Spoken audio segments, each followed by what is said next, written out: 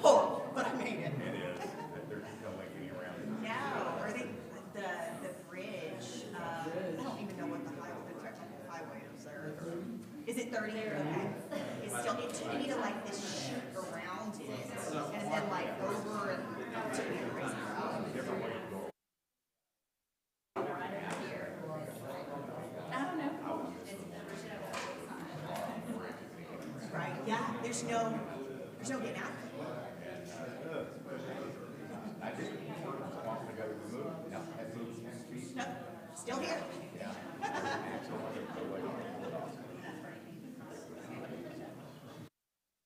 Good to see you.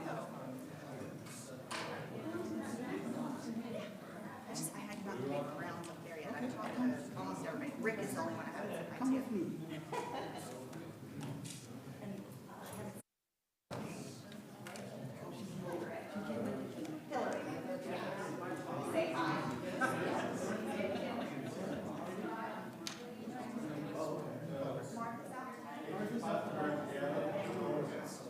I heard that. I had not heard Martha yet. So now she has small group. Yes. Yes, we wait.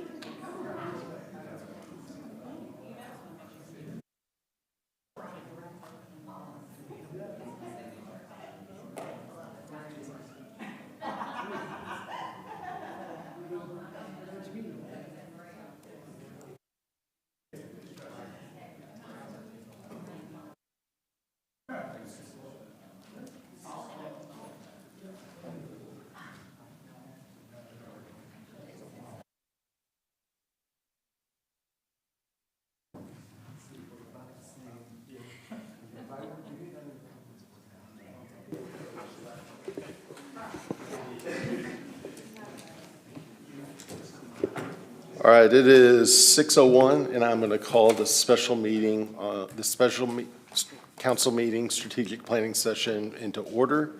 Madam Secretary, do we have a quorum? Yes, sir, we do. Great, what's next? Item 2, invocation given by R.J. Nanny with the First Faith Church, followed by the Pledge of Allegiance to the American and Texas flags. Great, would you please stand with us?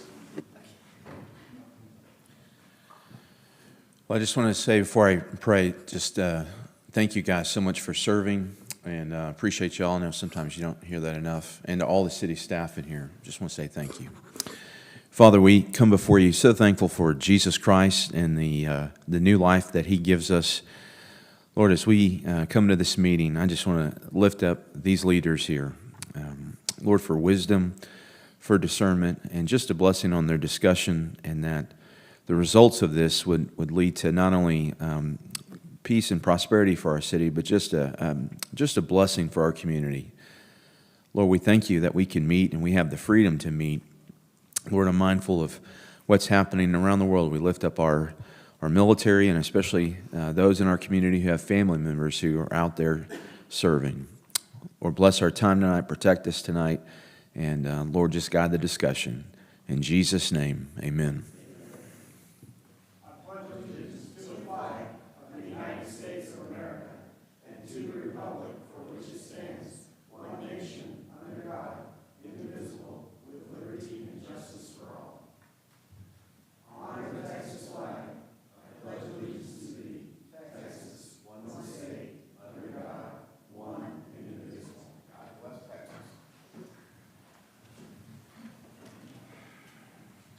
All right, next.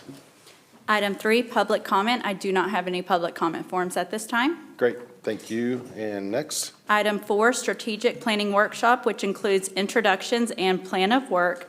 Item B, good governance and effective policy making. Item C, current strategic plan report. D, individual perspectives and group priorities. And E, workshop recap and preview of work plan for second strategic workshop. Perfect, thank you. Michael, you want to kick us off? Yes, sir. Tonight we have Hillary Shine from SGR. She's our facilitator, and she's going to take us through the different categories. City staff will be presenting on the current strategic plan report, item C, but otherwise Hillary will take us through the whole. Where did we lose it? Great, welcome Hillary. Glad you're back. Thank you. Where did it go? I'm so sorry. wrong thing. Here. Oh, I just clicked the wrong That's folder. okay. There you There go. we go. And yes. Okay. Sorry for the slight technical delay there. Hi, everybody. It's great to be back in Fate, and great to see you all in person. I know we've all spoken on the phone ahead of this, so we did some of that discovery work, and I will be giving you the cumulative results of that, and then also sort of our annual good governance principles and practices in order to set us up for a review of the strategic priorities, which Michael's staff will provide for you to show you where we've gone since last we met. And then we want to make sure that those targets are still the correct ones. We'll be looking at pillars, sort of the big buckets of services or service areas that we think are really important to continue moving Fate in the right direction. And then we will take some time between now and a couple weeks from now to come back with a more fleshed out idea of what some of the strategies are that we expect moving forward into the new year. So it's a build. We'll get through part of it tonight. We'll set ourselves up for success for the next session together on the 30th. Do I have my date right? All right. So good governance. It's always a good chance to kind of review those principles, and considering that in speaking with you all, you're having some challenges, and that is not unlike every other city that I work with in this nation. And so how do we position ourselves to be the most effective government that we can so that we can ultimately deliver the best level of service? So I'm going to give you just some highlights and some information that has come together and come to pass since last we met. So I asked each of you in the start of this how we felt the city council was functioning as a unit, as a body. And the answers were these. We took a good hard look in the mirror, and I heard things like, ugh. Functional for general business, but dysfunctional sort of in the general dynamics. That there's an us versus them posture that is emerging or has emerged. There's a lot of interpersonal conflict happening, and that is affecting civility and decorum. And they think, or you know, when you piece it all together, there just seems to be a general lack of respect and a lack of trust. Again, not unlike what I'm seeing in other cities, but it's how we react to it, how we respond to it, how we recover from it that really is going to dictate how we as a body move forward. There is some suspicion that has emerged when you have a lack of trust. There is a suspicion of people's motives. Are people being upfront? Are they being honest? Are they telling us what they really think? Are they trying to position themselves in some way? And so all of this just adds to this dynamic that is more difficult than it necessarily has to be. Again, not uncommon, but it's something that we want to deliberately try to improve so that we can function best as a body, we can provide the best services to citizens. So self-reflection, you all were very candid, and I appreciated that. But if we don't recognize and we don't acknowledge where we are, then how are we to recognize that there is room for improvement? So let's talk about how that might work. So those of you who were here last year probably have seen some of this, and so I'll zip through these. There's other information that's new that I'll provide here in just a second. But just governance, the system of providing government to your community, should first consider all stakeholders. I know we all have our groups, our constituents, the people that we interact with, or the people that we specifically represent, but ultimately, your vote counts for every single person in the city of Fate. And so really trying to elevate ourselves above the special interest and consider the broader public that we serve is a really important technique and or practice. We want to create community engagement and not sort of shoo it away. We should be looking for opportunities to bring people into the fold, to bring people into the conversation where it's appropriate. We should be setting the organization's priorities and goals. That's part of what we're here to do tonight. That's what you all have been doing for the last however many years. I know I've been with you for at least 3, maybe 4. This may be 4. But really taking that longer term look and saying, where are we going and how should we get there? Ensuring the financial health of the organization, making sure that the resources are available that will provide for the service levels and demands that the community has. Setting expectations for efficient and effective management systems so you all get to determine what the right level of service is as policymakers. If you think that certain systems are ineffective or inefficient, it is to you to call those into question in order that a conversation can be had where we can improve those service levels or systems that we think are deficient. Because ultimately we're trying to deliver quality projects and services. So it would be a bad practice of us to promise that we're going to deliver a certain road or a certain sidewalk or a certain something and then either not deliver it or deliver a really watered down version of such. We want to honor our promises, and it's to you all as policymakers to make sure that that ball keeps moving so that those goals can be met. We want to ensure access to quality services. So back to the top where we want to consider all stakeholders, what good are services if people can't reach them? And so we want to do our best to take the services to the people and invite them into the conversation so we can make sure we're delivering what they need and what they desire.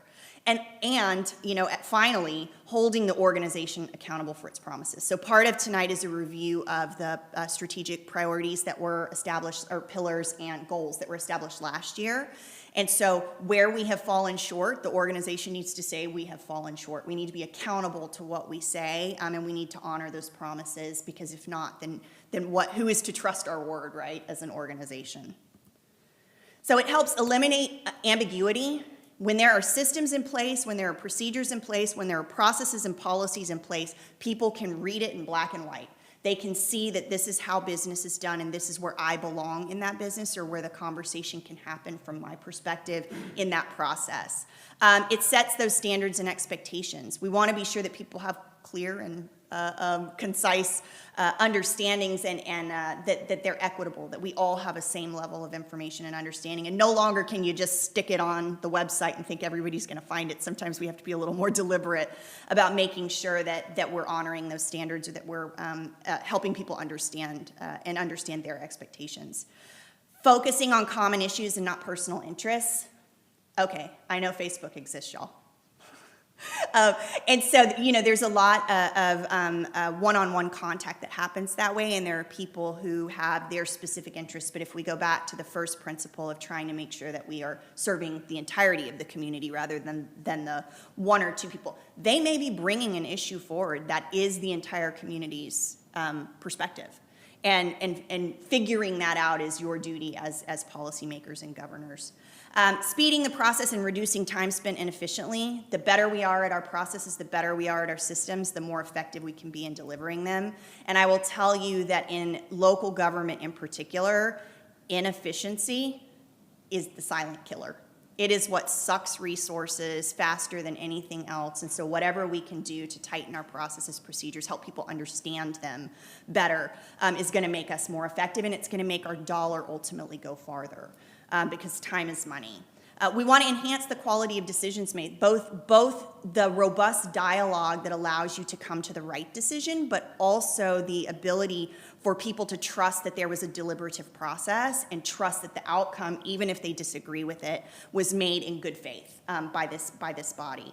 And ultimately, we're all just trying to move the community into the future. We have different views on what maybe that should look like, and that is okay. That's healthy, actually, for us to have those deliberations. But always trying to keep that future focus is a really good principle of governance. But it requires us first focusing on the future, really elevating the conversation or lengthening the conversation to say we can do that right here, right now, but what effect does that have long term? Or is this helping us toward whatever our long-term objective is? Understanding our roles as policymakers. You have a professional city manager and his staff that are obviously the worker bees. And so really trying to lean into our role of standing up and out of the day-to-day grind, though you do have a responsibility to make sure those things and the systems are in place that make those go the way that you want them to, but really trying to elevate ourselves and be those future thinkers and looking at the future and what it is that we can do to improve fate, being those policymakers that the community needs. Respecting one another, that we were all duly elected. We all sit in our seats. All of our votes count the same. And so if we can just at least respect the position, even if we don't love the person, It can help us treat each other more respectfully in general. Adopting and upholding policies and processes. So one of the things you're doing is you adopt these pillars every year, and that's a way for you to say, this is our expectation, Mr. City Manager, and this is what we want you focusing and working on amongst all the other things that we expect of you all the time. But if we're not putting down on paper policies and processes, then what are we referencing? How are we making sure that we're honoring those policies and processes, but ultimately, how is the public understanding how to utilize those most effectively? Thoughtful deliberation, not rushed, not hurried, not curtailed deliberation and conversation. Teamwork, allowing people's voices to be heard and realizing that we have to have more than just our vote at the dais, and it takes the team, or at least the majority of the team, to move something. And ultimately, trust. And, person-to-person trust is something that is not, I can't enforce that, you can't enforce that. That's not something that I'm suggesting is a necessity. But trusting that we are in our positions, that we do want the best. We may have different views, but we're all trying to push fate into the future in whatever way we believe is right. So now let's talk about what I'm seeing sort of everywhere else. And, I was just in Portland, Oregon. That was interesting, you all. Very different than here. But they're in a situation right now where they're very divided. They're all the same party, but there's different extremes of that party. And so there's 12 of them, and there is a significant amount of infighting going on right now, and out whatevering each other and this, that, and the other. But talking to them and working with them, there's no goal, desire, necessity for you all to say the exact same thing the exact same way. Rather, what's more important is that we are united in our principles, we're united in our policies, meaning the way we govern, the way we conduct business, that we're united as we are a body, and we're going to respect each other, we're going to respect the public that comes up, we're going to deliberate with integrity, even when we're not unanimous. The goal is not for us to all raise our hands in unison. I mean, yeah, some places that's what they want, but I'm going to show you here in just a moment that is not what the world is expecting anymore. So these are the top descriptions of the current state of politics. So those of you who were here last year, this is the same information. They have not updated the survey yet. But this is what they're saying about just general politics, government throughout the U.S.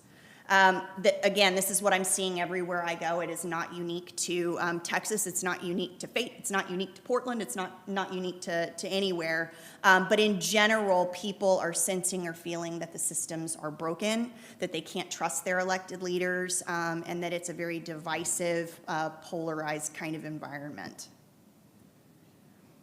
These statistics show you people's trust in the federal government on the left, state government in the middle, and local government on the right. And so you can see that the unfavorable feeling about Washington is much higher than what it is when you move over to the local government level. It's about the opposite. So what is local government doing differently? Local government, potholes aren't red or blue, right? Stoplights aren't red or blue. They're red and green, but they're not red or blue. And so really it's because we're delivering services to people every single day, and it's not beholden to whatever political ideology someone holds. And so what we're seeing is this split. So if you look at the state level, you're seeing much more of a split. And you know this, you've seen the polls, you see what's going on in the state and federal levels. And so what can we do to curb this downward slide that we're seeing in local government? So just 4 years ago, before the 23 survey, it was 8% higher. And some of that is pressure from outside, but some of it's our own behavior and the way that we're interacting in our local governments in general. So that just to sort of set the stage for some of this other information that I'm going to present to you. But, we're seeing this downward slide, and we can blame a lot of it on federal politics. But some of it we need to, also take a look in the mirror and figure out what we're doing that is either not engaging the public in the way that we would want to, or is it our messaging is not being delivered in a way that's effective to help them have trust in the system and in the government that is serving them. So we have to adjust our expectations and our approach. Unanimous used to be, they're all working together, they've studied the issue, they have a unified agenda, they're successful as a council, and they're doing what they believe is best. But now when you're in a 50-50 world, this is what it looks like. It was a done deal. They're all in cahoots with the developer. There's a hidden agenda. They're all alike. They don't care what we think. So it's healthy is what this is demonstrating to you all, that there is disagreement. That it's healthy that we're not all, part and parcel on every single vote. It's healthy. It's healthy, though, if we have deliberations that are respectful and thoughtful and thorough, so that whatever decision, whatever side I'm on, win or lose, I can at least stand behind the decision once it's done, versus attack the process, which is the foundation of the government system. So can we be on the same team chasing different goals? Yes. Can we disagree without being disagreeable? Should be able to. Can we honor decisions from the losing side? Should be able to, and honor the principles of good governance. The answer to this, all of these should be yes. But I throw it out there and pose it to you to say, is there something that I need to consider in my approach? Is there something that I need to consider in this dynamic that could make us united even when we're not unanimous? So instilling civility, abiding by strong governing standards, teaching publics the process, maintaining decorum, trying to build camaraderie to whatever degree that is possible, and ultimately agreeing to disagree. Again, it's okay when we disagree, but it's how we disagree and how we represent our disagreement that is most important, particularly to the public. Taking the time to vision, which is something that you all do every single year. That's something that a lot of organizations don't take the time to do. So then there's not something we can all point to as a unified vision or a unified direction. Identifying those highest level priorities, setting goals, measuring their progress, which you will see this evening, some of the progress that has been made since last year, and ultimately helping the public see their future. If we're not able to at least come to the highest level of agreement, then the public doesn't have the ability or the capacity to see which way or how the city's going. It's just sort of confusing and overwhelming, and that tends to make people disengage or makes them really angry and gets them very engaged. And communicating early and often, publicly and professionally on occasions other than meetings, both, not necessarily with each other, but with the publics and the parties that we serve, talking about the why are we investing in streets, why are we not investing in streets, how can we get to those common understandings so that we can communicate effectively with the public, and engaging the critics. I sort of poked a little at the Facebook crowd. They're there everywhere, or next door, or whatever people are using, and there could be that the critic is just a critic, and that's what they're trying to do, is just be a critic. But oftentimes there is something valid in there, and we have to be open and willing to hear that other side in order for us to potentially create an improvement that will serve everyone in a better way. Taking the time to deliberate, following the rules, understanding individual needs, trying not to take things personally, and deciding and moving on. Again, if there's no integrity of process, it makes it way harder for someone to say, you know what, I lost this one, but I'm okay because we had the debate, and that's the way it fell. And the more we attack the process or undermine the process, the less confidence the public can have in the government itself and the function and understanding and believing in that institution. But y'all get to set those rules. And reiterating, reviewing and training regularly, tying issues to vision and goals, emphasizing the process, how people can engage, how the process works. We're gonna have, you all are gonna engage in a comprehensive planning process. It's a long-term, major project that's going to be ahead of you. Helping people understand that process is gonna be essential in trying to get them to engage in meaningful ways throughout it, especially in the duration of the discovery and development of that. And reminding them of the why. Fate's a desirable place to live, right? People want to come here, people want to build here, they want to do this. So if we have policies that either assist that or slow that, explaining the why. Why is it important? Is it because we don't have the infrastructure? Is it because we don't have the capacity? Is it because that's not what the people want, right? So it's trying to get to those levels of understanding and having those conversations as a body so that we can all have understanding of each other's perspectives, but then ultimately, once that policy document is delivered and you all adopt it, that you can defend it and or point to it and say this is the why. So it's a deliberate act. Unity, not necessarily unanimous, committing to processes, declaring intents, being open and listening, but also being forthright and communicating with honesty and candor, respecting the relationships as fellow council members, and then creating this culture of civility. So I worked with a city up in Missouri, actually, and they had a big nasty issue that happened, and there was a public hearing, and then the applicant withdrew, but they had the public hearing anyway. And the president of that council said the people wanted their pound of flesh, so I was going to give it to them. So he allowed them to there were 200 people, went on for hours, just lambast the council, even though the issue was moot at this point.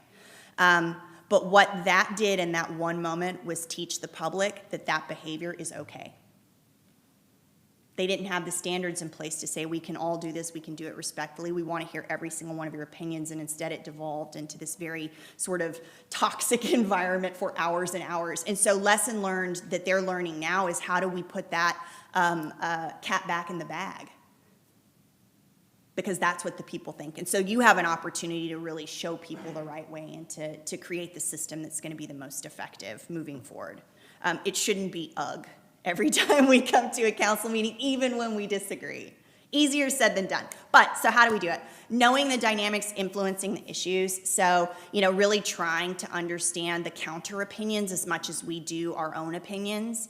Understanding if there is, something in the ether that we maybe can't put our finger on, but really trying to understand as much as we can about the dynamics, the things that are happening around the issue, because there could be those influences that are true and those that are just perceived. Developing your position thoughtfully, with integrity, deliberating with integrity, communicating goals and priorities clearly, losing gracefully and winning gracefully. I worked with a council that was like, we have 4 votes. We have 4 votes. We have 4 votes. Well, that's great until you have 3 next time. Right? And so really trying to do what's right and not curtail the conversation or the deliberation because we've already got the votes we need. I'm not saying that's happening here, but we want to win as gracefully as we lose.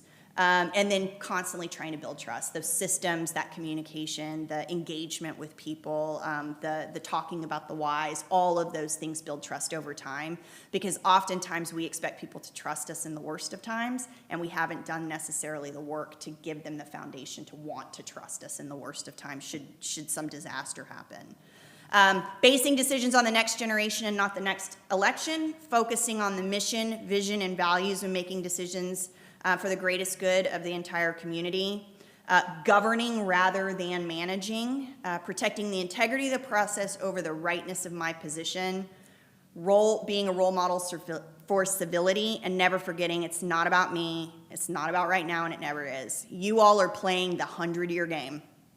The decisions you're making right now are generations in the future. You're going to get every ounce of the blame for a decision you make today and none of the credit for when it pays off 20 years from now. That's a huge weight to wear around, right?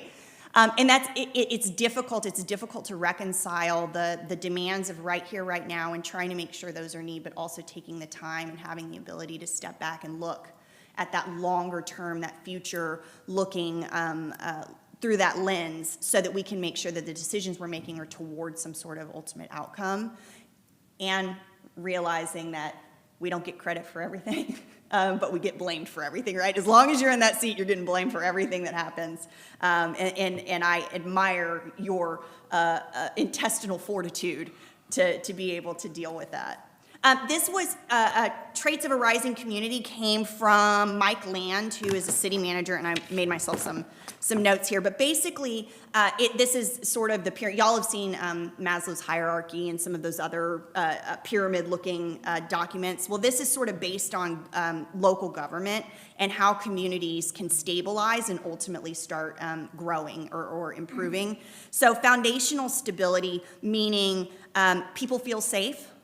People trust that the finances are being managed appropriately and the systems are in place for that, that the elected officials are trustworthy, that the basic level services are being taken care of with the tax dollars that are being paid, so that they can trust that there is a foundation that's being built upon, that it's not crumbling underneath their feet.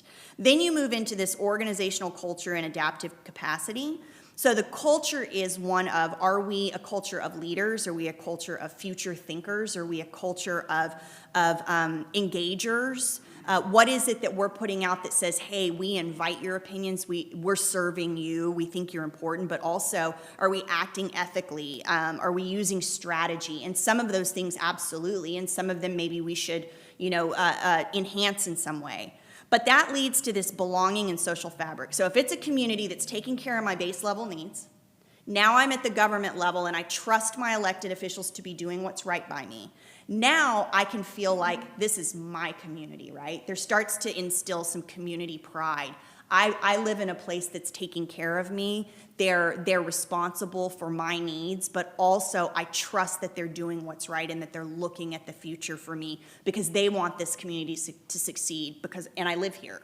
So, bringing people into the fold and making them want to be part of this growth or this positive change is the next level and very important. And once they feel that, they start to want to engage more. So if I feel like my voice is heard, I'm probably more likely to give it to you than if I feel like the fix was in or nobody listens to me.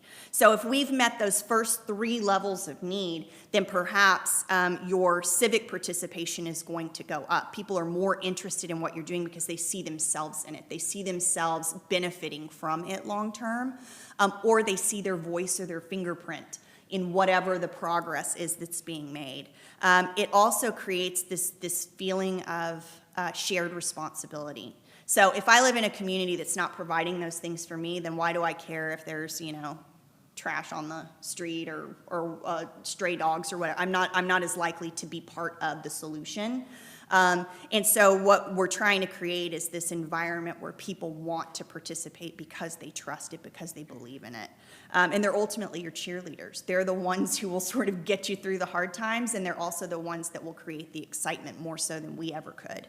And then ultimately getting to purpose, identity, and meaning. So if we can get people's needs met, we get them to trust us, they are proud to be members of our community, they engage in our community, now all of a sudden we can start talking about visions. We can start storytelling about all of the successes that we're having.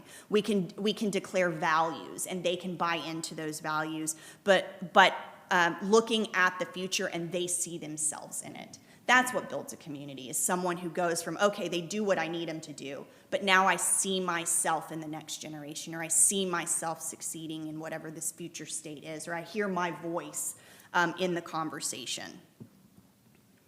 And then you all saw this as well. So we like to look at strategic visioning, and again, the reason we do this every single year is because it's a process. And so, usually, your vision might start with citizen input to council. We want a park in this part of town. Okay, heard you. Let's start talking about it at the council level. Or staff comes to you and says, state law changed. We have to change the way we did this thing, or we have to do something different. But it's to you all as policymakers when it's at the policy level to say this is the direction we should go. You get to research, you get to deliberate, you get to have those conversations and debates, and you all get to set sort of the vision. The budget every year is one of these. So staff brings you things, you hear from the public, and you all have to help massage the budget to get it to where the public will be satisfied with it and you are ultimately satisfied with it. But the strategic pillars is also one of those things. So you all will be envisioning what it is you think are the right foundational elements to keep moving fate into the future, so that then we can give that direction to staff, so staff can then plan how to meet your expectations or your goals.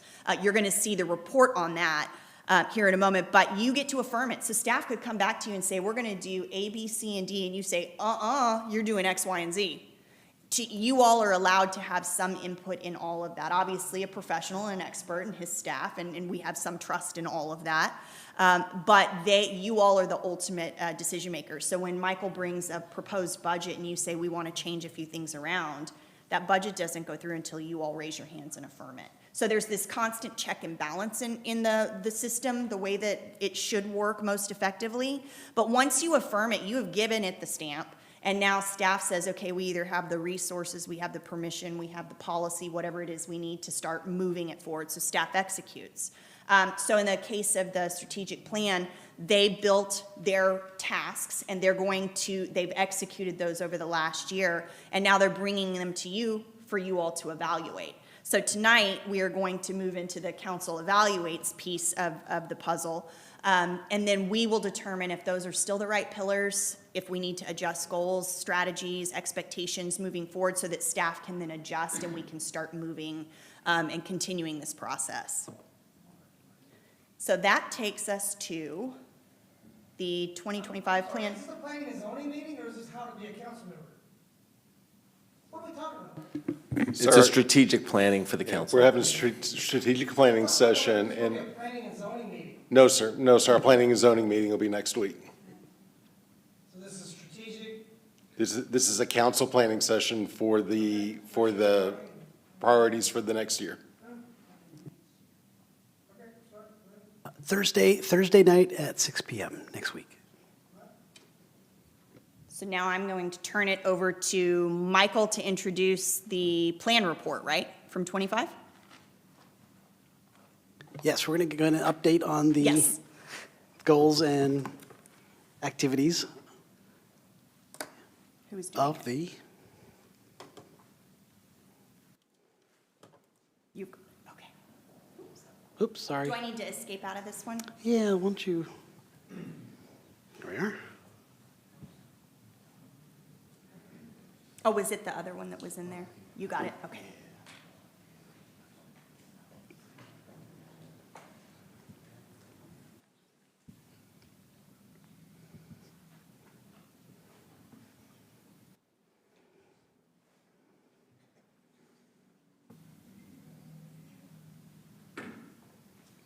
Okay, we're going to talk about strategic priorities and how we've done. So many strategic pillars from last year. Y'all remember setting these? We had 4 and we added 1. So we had public safety, fiscal resiliency and accountability, the sense of community, sustainable infrastructure and services, and then we added service excellence and economic growth. All right, so from a public safety standpoint, some big changes. The public safety department's been separated or reorganized into 2 separate police and fire departments. That was something that was talked about a lot last year as far as how do we do that and when does that take place. And then as far as this year, what some of the things that are going on, we've got quite a bit here on the public safety on the police side. And so you can see the cheat sheet here, the green being completed items. So we've got the police building going to construction or bidding. We've got the CMAR selected. You should have that's the construction manager at risk. We should have that next meeting. We've got, then we've got some of these are more operational, but I think they're still kind of interesting. So cellular forensic download software, so we've got some of that stuff going, digital evidence storage.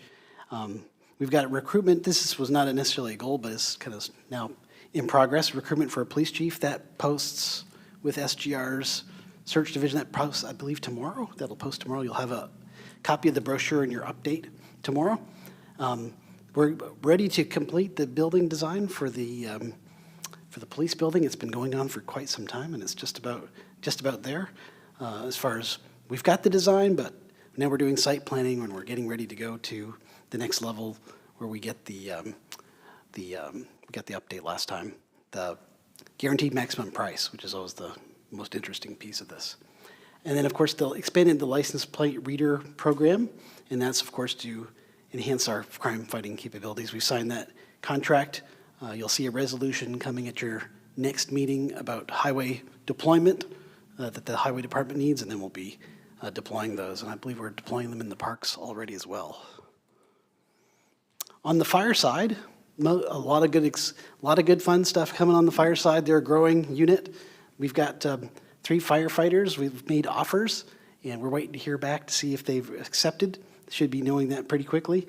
As far as the apparatus, we've already got that, we got the new engine last year in April, and the ladder truck we're expecting in late 2026. So we're seeing progress on that.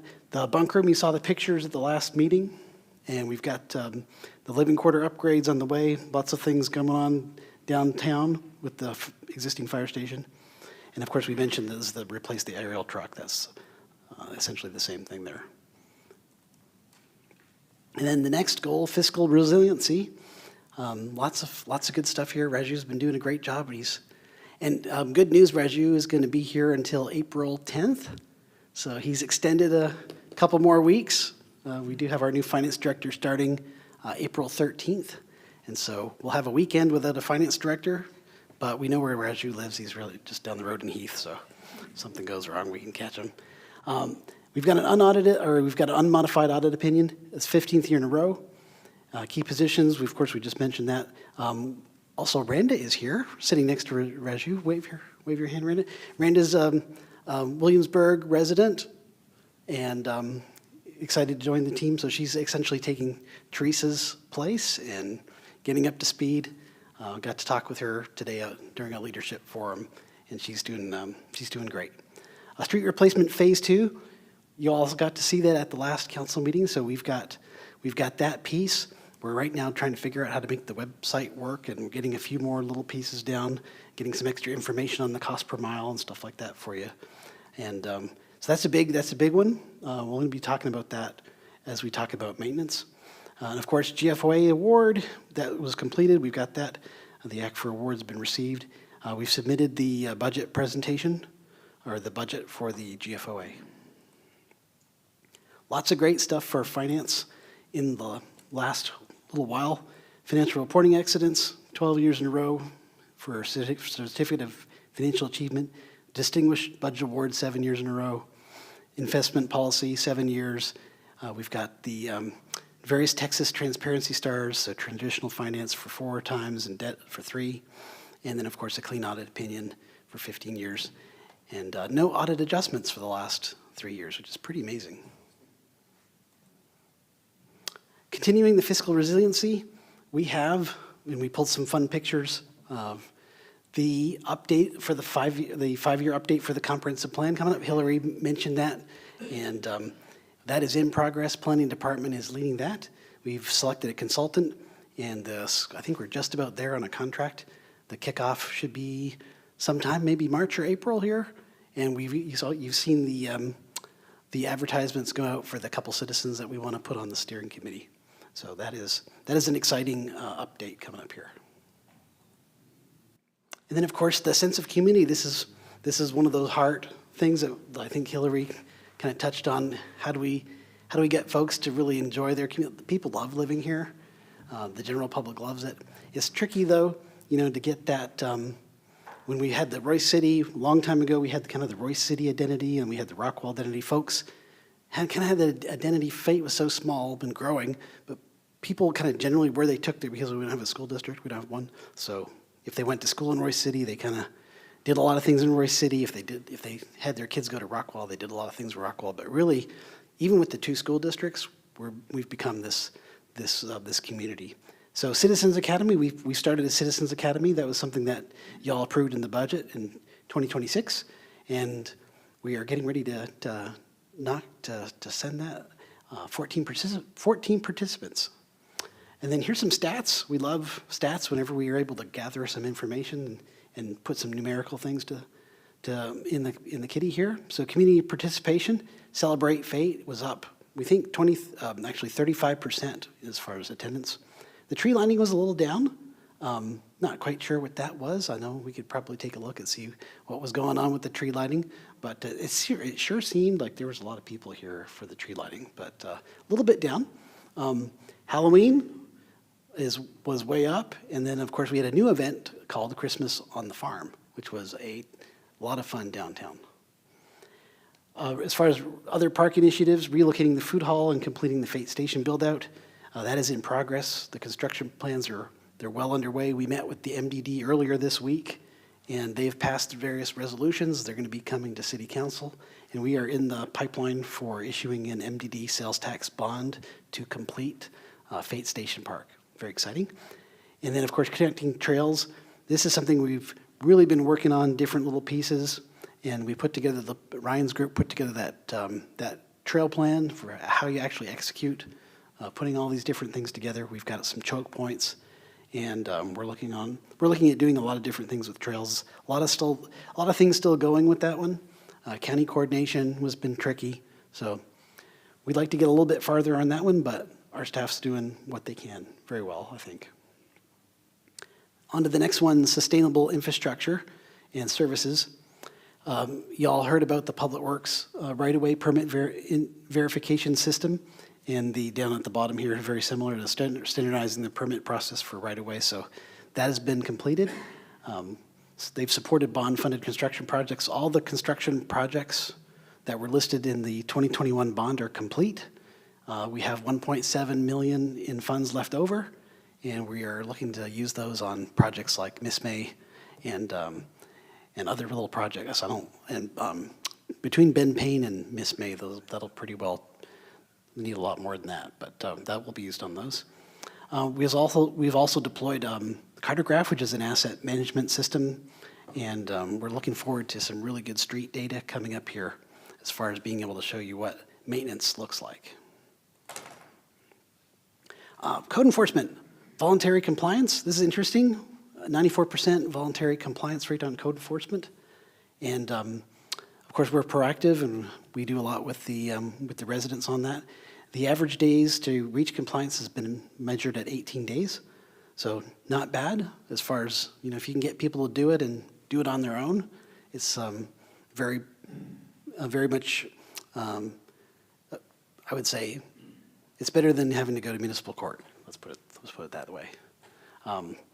Improving internal process for code enforcement, they are working on that one, looking at different software, and then establishing compliance districts. They've established 6 compliance districts, and they're managing those violations. We still think they didn't give themselves a completion on that. They still think they're working on that. So I know Steve and his crew, you're getting there. You're getting there.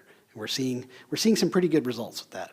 And of course, thank you to council for in a prior year you guys added a code enforcement officer, and that's really making a difference, we think. And then service excellence and economic growth. This has been fun. Stephen has led a customer service initiative. Y'all have heard a lot about that. We heard from some of you all, and we talked a little bit about that in the prior years as far as what the citizens' experiences could be and how could we improve those. And so we put together our own citizen experience committee composed of staff members from departments that interact with them, and how we can improve ourselves and make our residents have an easier experience with us. And so we centralize support functions, improve response times, expanded communication channels. The text messaging has been really popular, and it's made it easy for people to submit requests. We changed from one of the different submission modules to a different one, but it looks like it is still going pretty well. And we've changed the name of our utility department to a customer service department, and integrated a use of AI with answering standard different types of questions. So what we're trying to get done is people make a text or a phone call to a central place. If they can answer that question from the database or through their knowledge, they'll answer that question. So you get that, you make a phone call and that first person's able to answer. And here's some stats from the team. So this was kind of fun to see the text messages go down, even though we've rolled out text messages, and you think that text messages would go up and phone calls would go down, but with the different website, of course we had the website redo that was complete as well. You could see phone calls kind of gradually going down, text messages even going down. And I know we've got a lot of concerns about voicemail because, of course, when you're doing utilities and someone has a problem with their bill, a lot of it comes all at the same time. And so percentage of calls going to voicemail has also gone down. And then this has been a big focus, internal services, and this is also something I'd like to give Stephen a lot of credit for, him and his team, and the team members that work with Stephen on this, is they've developed an in-house leadership skills program with HR, and We saw that today, the second cohort of our Elevate Fate group kicked off. And so this is essentially, I think there's 14 staff members this time going through different things. They've got a book that they're doing, this kind of a leadership book by Maxwell, and really exciting to see what that looks like. And of course, cybersecurity, it's been a big deal for the last few years. We continue our focus on cybersecurity, keeping our residents' data safe. And so we've replaced some firewalls and implemented some network equipment. And we're going to continue on that. Michael's doing a great job of taking us through that cybersecurity defense system. More service excellence on the service excellence and economic growth side, and looking at it as a resilient business environment. I love how Omar put the cactus on here, Kroger Marketplace project, also known as Project Cactus. We are expecting that. I believe we've issued the early grading permit for the infrastructure needed for Project Cactus. So they are out there grading away, and the early grading also on Miss May. The large Fortune 100 department store, I think we get that question every day from someone, is when's the announcement? And we posed that to the developer that we saw here earlier this week on Tuesday. And they are not quite sure yet, but it's coming. They're just about there. So that decision is, of course, with that user in Gulf Coast Commercial. They've all signed their economic development agreements, and we expect an announcement as soon as possible. And of course, many y'all remember seeing Matt's presentation on economic development, where he just kind of went section by section by section. We didn't want to rehash the whole thing, but lots of different retail opportunities that have been going on. And of course, we launched the website, and it was one of the things that Matt wanted to get done before he left for recruitment for that sort of thing. I also want to plug. Omar wanted to make sure I made a note that we plug this. You can track all the different commercial projects. We've got a map. So in the city's active projects map, there's a section that you can click on and see like what's coming. So if someone's got a question like, hey, there's grading, or I see dirt moving over here, what is that? They can go click on that and it'll tell them. And of course, fun stuff, like we've got some pictures down here. My family calls it Expanding Panda, but it's Panda Express. Whataburger is open. It's just so much fun to see the activity. People are really happy about not having to go to Rockwall. I think as Commissioner Stacy always said, like every Fate person's dream is not to go to Rockwall to shop. That's like, if we could just get that. So Sauce and Vine is open. It's fantastic. Wings Over Fate's open, et cetera, et cetera. Lots of good stuff happening on the commercial front.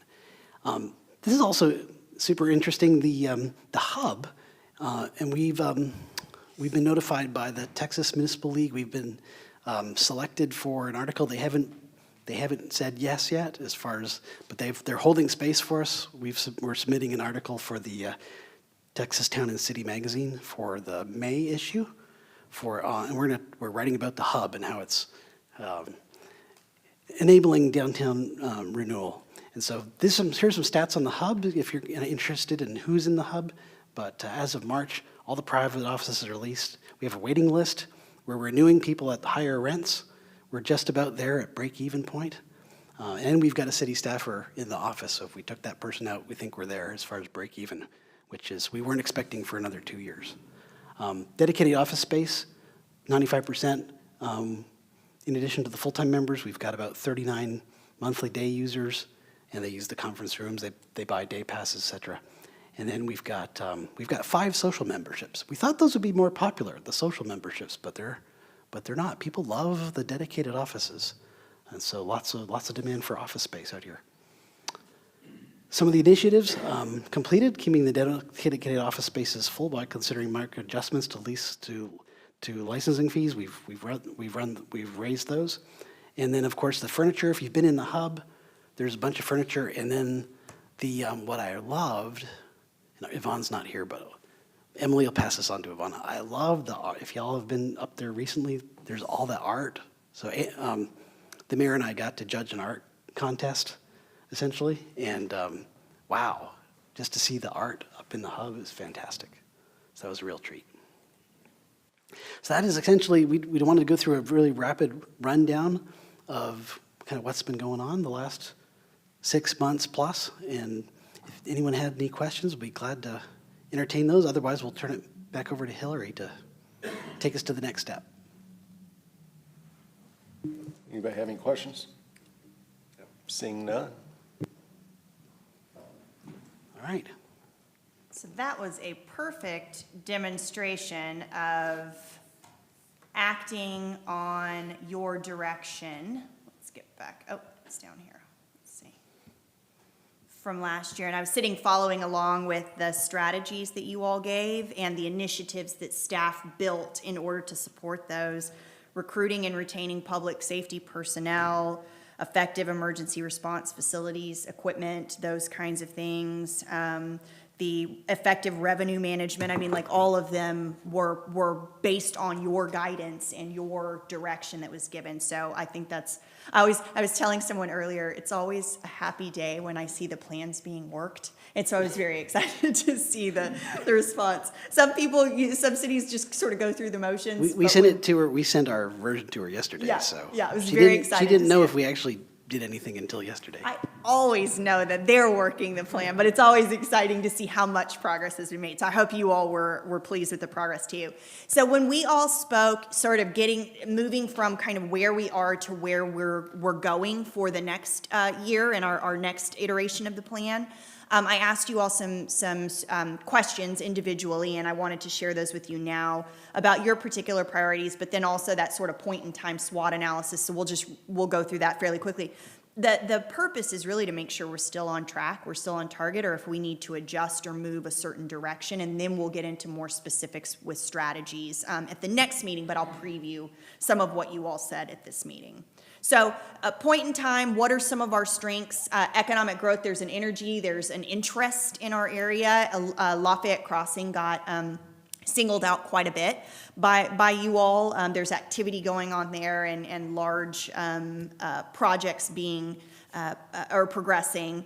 That we're still in a strong financial position. That is one of those foundational things that makes people able to trust in the organization and deliver services. Effective city operations and great staff. So we feel like we're doing a good job at providing those services to the residents, and that we have a good qualified staff with staff development going on, which was one of the things they mentioned. Public safety. Many of you mentioned that there were survey results that showed that there was a very high percentage of satisfaction with the public safety or feeling of safety in the community. And so, again, that being a big strength. The people in the community, you've got, most of you mentioned just really great people who want to be here, who seem to be happy to be here. People desiring to serve on boards, commissions, committees, like whatever those opportunities are, and then even to be in the Citizens Academy. That's a pretty significant dedication of time, and so to see that you had a good class was exciting to me. Downtown progress, the businesses, many of you mentioned, activity, DJs. You were telling me about there's a DJ, I guess, in a park, that's coming, and some events and things, and so most people were really positive about the energy that's happening in downtown right now. Desirable place to live still, people wanting to be here. And then there's still a mix of this kind of more city life area, and then also the green spaces, the agricultural nature. So the balance of that was looked at as a strength right now and something we should look out for. Weaknesses, the council dynamic, sort of the looming dark clouds that exist in the environment right now. Social media negativity and that sort of telling the story of the city, and maybe wanting to take a step to be more deliberate about communicating out what's great and what's happening in the community. Loud opinions sort of leading us in one direction or another, and either not having the time or the instrument to sort of vet those a little more effectively. It's hard when you've got, the mob or this group of loud folks sort of dictating, but does it represent the whole? And I think that was the sentiment there.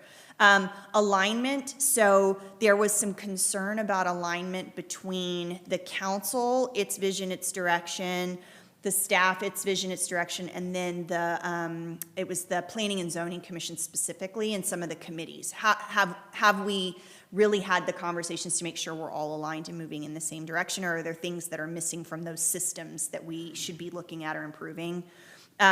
Business balance, so the small businesses being really unique to the community and wanting to enhance them and promote them and those sorts of things, but there being kind of a focus on big business development. And so how do we balance those two sort of competing priorities, if you will, but both being value add to the community? Cumbersome processes. So some of our systems, Michael mentioned quite a few advancements or things that they're trying to change to make better. But some of our processes are either opaque and difficult for people to maneuver, or maybe some of them are just too long or onerous in general. So always trying to do that continuous improvement. Traffic. Infrastructure, there's always more need than there is resource. And so how do we do our very best to make sure that our infrastructure is solid and effective? Just the MUD structures, we talked about this last year, the taxing structure of the MUDs in the city and how all of that interplays is just a challenge that this community has. It's different than a lot of communities. And then neighborhood divide, sort of this side of town, and how do we start bringing or bridging some of those gaps? When you have the MUDs with their areas and their collective resources or assets or amenities, that's the word I was looking for. How do we make sure that we don't, either keep the divides, or how do we start bridging those gaps and bringing people together as a community? Opportunities. Better team dynamic, economic development, obviously, and you have a new person who I met who's been here, did we say 3 weeks? 3 weeks. And so really sort of energizing that. We saw a couple of things that are coming, big things that are coming your way, but there's an opportunity for us to be really effective in economic development in whatever way we determine is the right way. Smart development, we have an opportunity to sort of set the course and make sure that what's coming or what's developing is what we really want, because there is still a little bit of blank slate in the community that we want to make sure we're being smart with. The comprehensive plan as one of the instruments or tools for that future development. Process improvements, like we talked about, as a weakness. Downtown, there's an energy. How do we keep that going? How do we, get businesses interested in going down there, locating down there, people interested in frequenting those businesses. The downtown park being an opportunity. Creating a sense of place or uniqueness. So that was back to sort of this idea of what makes fate different than the communities around it. And sometimes that is those small businesses or those events, or what are those things that we should be leaning into and potentially promoting that say, hey, that's what makes fate. Marketing fate, and then more events. Y'all have had success, we saw the numbers, and so what can we do to keep that ball rolling and keep people engaged and interested in participating? And then the threats, if we focus only on the short term, again, one of those principles of good governance, really trying to take the long view, that's part of this strategic planning process. Divisiveness, it's okay to disagree, but if we stop having conversations or stop inviting those conversations, then we may miss opportunities or miss an even better result than we imagined separately. The recalls, there's no secret, that's going on. Personal interest over community needs, so again, trying to look at what the broader community is in need of versus maybe a special interest or a smaller pocket of the community. Doesn't mean they don't still need it, but we have to consider it in the light of the whole. Losing local government focus, allowing some of these broader issues to come into the fold and distract the things that we really do have power over or really can work on. And then this one I loved, because it's curtailing growth on one side and not controlling growth on the other side. So we've got curtailing, meaning that we don't want to curtail growth was the sentiment there. And then the other side was, well, but we don't want to not control it. So again, part of this comprehensive planning process, part of the policy making that you all do, you have an opportunity to declare the future or design the future of fate. And so really trying to not let it slip away. It would be a threat if we can't come to some sort of resolution or agreement and have it go in a way that wouldn't be pleasing or desirable to all of us. So again, just one of those quick snapshots to give you all some perspective about what I heard from everyone. And then I asked you about what we should be focusing on. This starts to set us up for the strategies that we want to affect for next year or the next go-round of the strategic plan. So that bigger, higher level guidance that will allow staff to create the initiatives to move those things forward. And so the focus areas that you all identified were working better as a council, alignment of council boards and staff. That was one of those sentiments that said maybe we're not all on the same page, and so maybe there's some conversations or some coordination that could happen that could make that a better environment. Better community engagement, the comprehensive plan, economic development, growing the sales tax base in particular. So that was in the frame of diversifying our revenue sources. What can we do to position ourselves in a way that's going to relieve some of the tax burden, the property tax burden from people, individuals, homeowners. Unique business development, setting us apart. What can we do to create an environment where unique businesses want to come here and can thrive? Downtown, and continuing that momentum, infrastructure, investing in it, making sure that we're doing the most that we can with the resources that we have, park connections, and more community activities. So all of those were things that sort of bubbled up as those things that are of interest to many of you, and are sort of the baseline for us to start the next discussion of pillars. So these were the pillars that were reported on tonight. They're the ones that were established by this body last year. And they have sort of been in existence. There was one that was added last year, and then, a couple of words have changed over time. I asked each of you in our pre-interviews if these still seemed like those foundational things that are what we need to be putting resource, effort, strategy toward to keep fate moving in the right direction.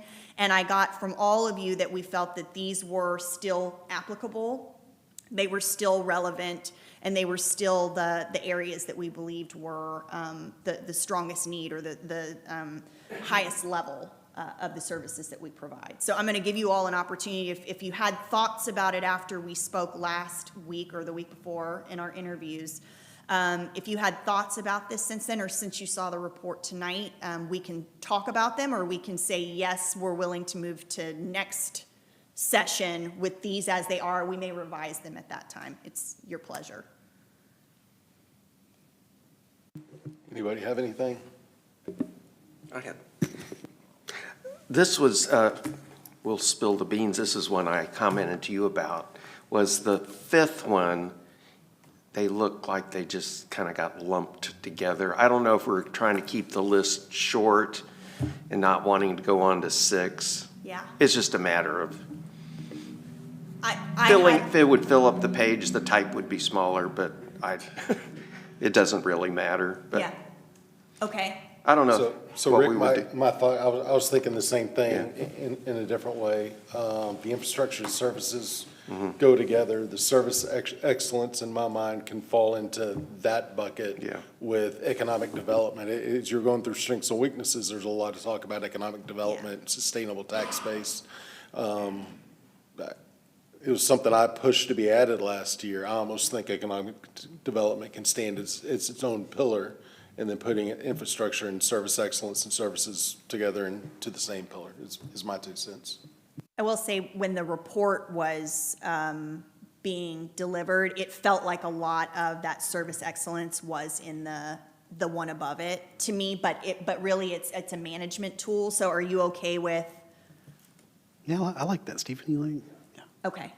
Yeah, and then economic development has its own, but we haven't lost service excellence because it's in the one above it. Does that work for you? I like Scott's idea. Yeah. It works for me, yes. Great. Okay, everybody else think that's, okay. Yep. So oh, were you about to, Oh, I said, that's great. I think it's a great idea. okay. I have a question. So it says sustainable infrastructure and services. What would the and services be? Could we just make service excellence and infrastructure be one? What is the services portion of the infrastructure? I think what I understood was that it would be sustainable infrastructure and service excellence. So we would lose Yes, services. gotcha. Is that, okay. That makes sense. Does that work? Yeah. Yeah. Yeah, and as we were watching it, I had that thought as well, and so I think as long as, yeah, good. So I will make that adjustment when we come back together the next time, but where I want to leave us tonight is sort of teeing us up for the next conversation. And so this is just a comparison of the pillars, which obviously I will revise for you, and those focus areas that you all identified. What we want to make sure is those focus areas can be captured somewhere within the pillars. So if there's anything that is a complete outlier, we want to make sure that there is a space for it. So for instance, service excellence, I can see alignment of council, boards, and staff probably fitting in that category. The community engagement, obviously sensitive community. When you look at infrastructure, obviously has a place. The comprehensive plan, I would think, would be economic growth. That'll be to you all, and we'll dive deeper in that. But that's sort of how I'm trying to think through it, so we make sure that those strategies are captured, so that then the staff can build those initiatives that they'll report back to you on. Thoughts? Anybody have anything? I've got one thought that's coming to mind as we're talking about this. It comes from conversations earlier in the evening with our new economic development director. But in addition to a downtown focus, I think we need to look at our economic corridor focus, whether it's I-30 or 66, and make that a focus within the economic development area, because that's where a lot of our sustainable tax base is going to come from. And I think having a greater focus and priority on that, so that we are ensuring we get those entities that help sustain our city in the long term, would be my 2 cents.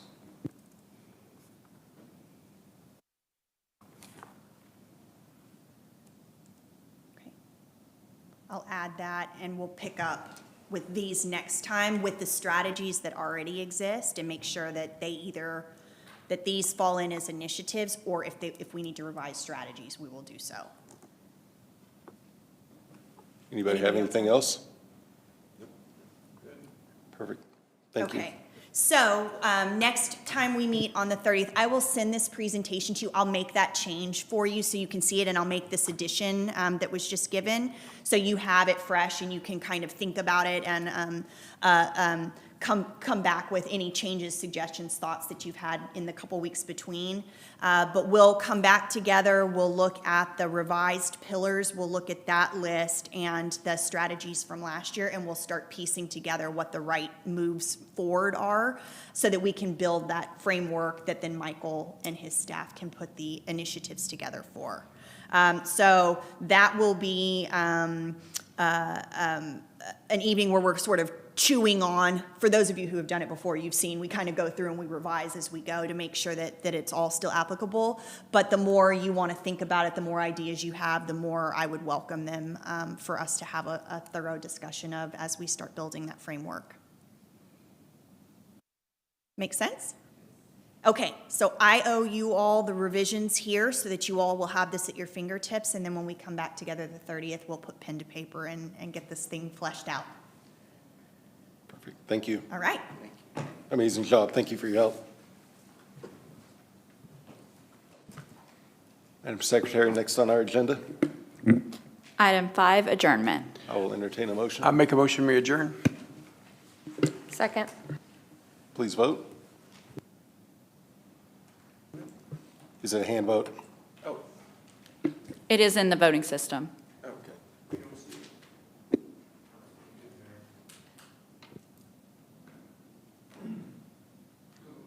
IT's pulling it up for y'all.